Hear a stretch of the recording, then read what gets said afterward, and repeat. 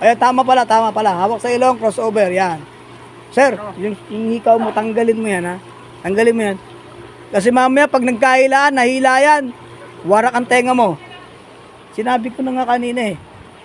Okay, hawak ulit sa ilong at saka crossover. O, baliktad.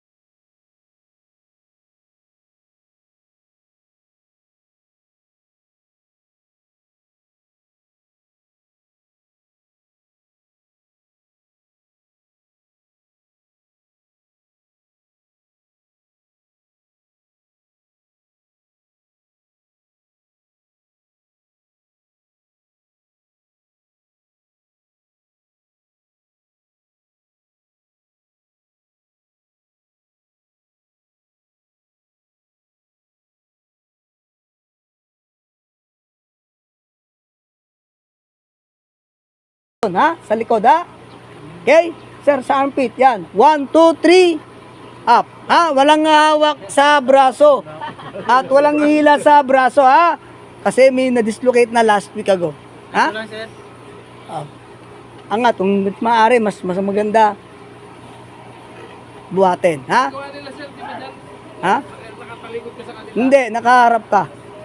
Nakaharap pa. Kasi kung nakataligod, may chest injury yon. Pero wala naman tayong chest injury, kaya we have to pick the man in front of us. Okay? So, okay, sir. Pag-board, disembark. Paano mag-disembark? Upo dyan, sir. Upo.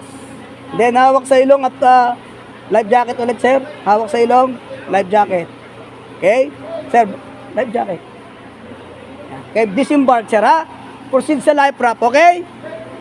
And then, manage nyong i-write yung life wrap ng dala-dalawa. Okay? Then, after that, formation kayo sa fluttering. And then, that's it. Pagkatapos nun. Okay?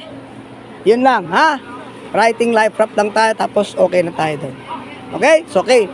Akyat. 1, 2, 3, 4, 5, 6. Number 1.